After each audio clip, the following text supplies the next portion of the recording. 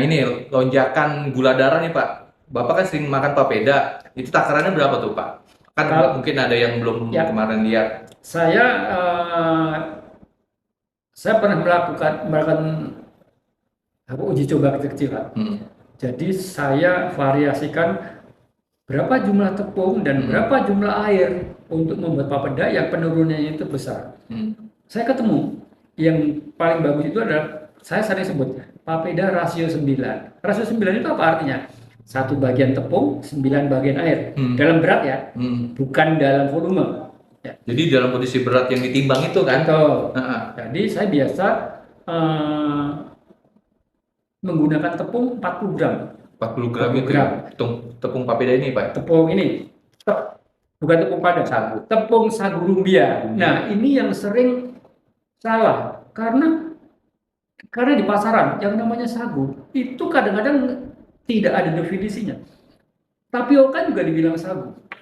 Nah itu tepung Tepung, tapioka juga sagu ya nah Pak, benar-benar. itu disebutnya, tapi bukan sagu Pak, itu salah. Tapioka ya tapioka. Kalau sagu itu adalah sagu rumbia. Yang orang Papua, Ya, orang Papua, orang Ambon, orang Ambon. di Pekanbaru itu juga Hmm. ada. Tuh, Seperti ini ya. ya, sagu rumbia namanya. Kalau dicari di online Hmm. akan ketemu, nggak akan salah. Begitu Bapak Ibu masukkan di Sagu online, rumbia aja. sagu rumbia, mereknya apa aja nggak akan salah. Itu Tapi pasti sama semua Pak pasti ya. sama semua, Nggak ada tipe-tipenya nggak lagi. ada, nggak ada. Makanya saya seringkali tidak mau menjawab di grup kalau ada yang nanya, Hmm. Bapak pakai mereknya apa?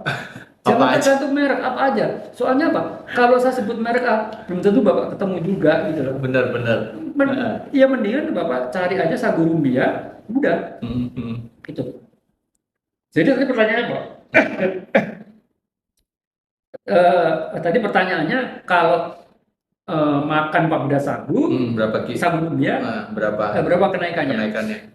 Awal-awalnya saya juga tidak berani makan papeda karena apa? Saya sudah saya sudah belajar dulu bahwa Ada penelitian itu yang Pak ya. membuat gitu, Hmm. yang membuat gula darah naik Hmm. itu adalah karena pati, Hmm. ya, karena ada pati. Sagu rumbia ini patinya luar biasa tinggi, 88%. Hmm. Beras saja patinya cuma 60%. Itu sudah menaikkan, apalagi ini. Tapi ternyata tidak sederhana itu. Jadi tipe pati di beras dan di sagu rumbia itu beda. Beda. Kalau di sagu rumbia itu tipe patinya namanya pati resisten. Ya. Pati resisten itu apa artinya? Artinya dia suatu ketika kalau pengolahannya benar, tubuh tidak bisa memecah dia jadi gula. Nah, sagu rumbia ini adalah pati resisten tipe 3. Ya. Artinya kalau dia dimasak pakai air dengan komposisi tertentu, patinya nggak bisa diolah jadi gula. Nah itu, jadi kalau tadi ditanyakan berapa kenaikan gula darah kalau makan papeda sagu rumbia, saya pernah diem aja turun sampai 40, 40. 40 poin, diem aja saya. Tapi karena saya kalau makan kan segala macam bisa campur ya, mungkin papeda sagu rumbianya menurunkan, tapi makanan lain bikin naik, makanya saya kemudian olahraga. Kalau saya olahraga dan makanan saya tidak salah, saya bisa turun 20 sampai 30.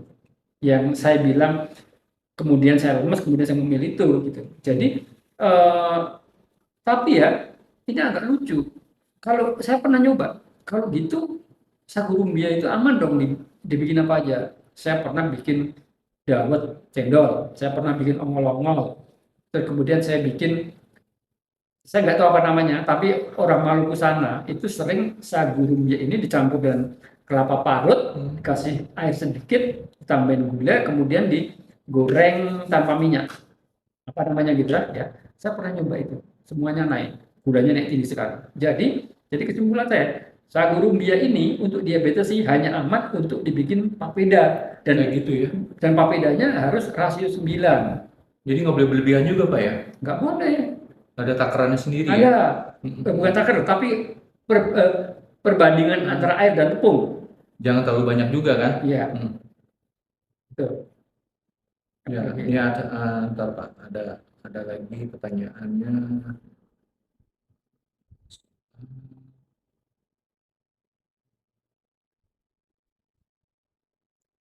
Saya ini aja ya, sambil dicari. Hmm. Jadi Bapak Ibu harus ingat gizi seimbang. Ya, gizi itu komponen utamanya ada 3, karbohidrat, protein, dan lemak. Jadi kalau Bapak Ibu mau menu yang aman untuk jangka panjang, jangan ikut yang ekstrem kiri atau ekstrem kanan tadi itu yang saya bilang. Ikutlah yang ini aja.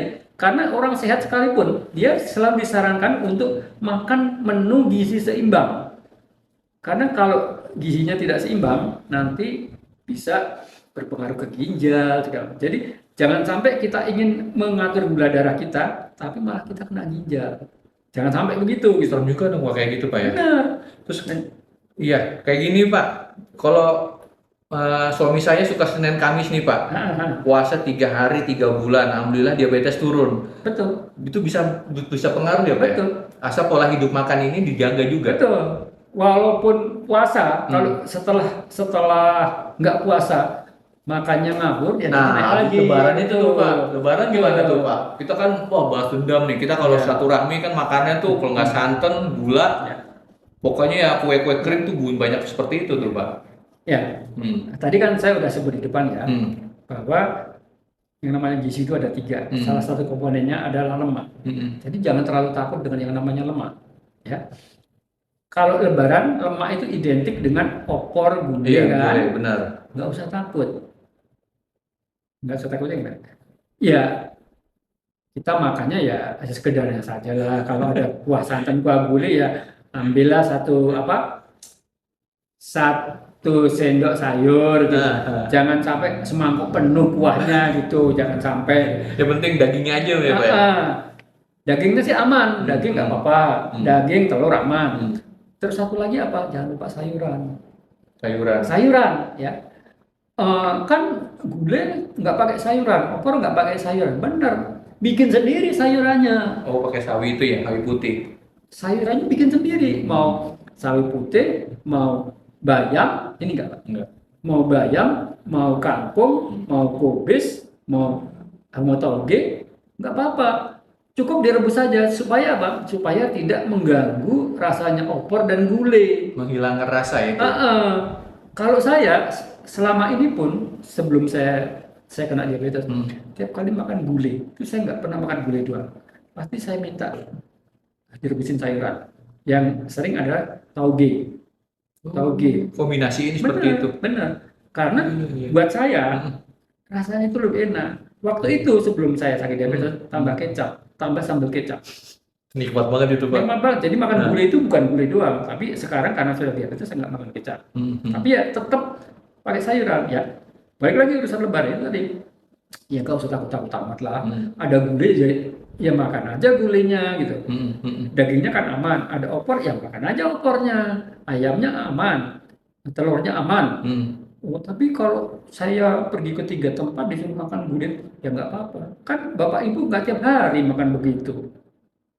Kan? Iya kan karena pas puasa aja kan seperti ini. Pas tapi lebaran aja kan. Jadi jangan terlalu takut juga, tapi juga masih ingat ukuran. Oke. Bolehlah selama lebaran 2-3 hari rada nakal sedikit gitu ya. Jadi pergi ke 3 rumah semuanya nyajiin gulai. Semuanya harus makan ya makan aja. Jadi kalau perlu begini, kalau sudah punya rencana hari ini saya mau pergi ke rumahnya si A, si B, si C. Ya ketika datang ke rumahnya si A ya jangan banyak-banyak makannya. Siapkan perut untuk nanti rumahnya si B dan si C gitu. Oh, jadi jangan langsung hoax. Betul. Jadi gelap mata nih Pak. Gelap mata, apa semuanya dilahakin gitu. Ya, jadi jangan jadikan lebaran itu kayak siksaan buat kita ya. Ada makanan tapi kita nggak bisa.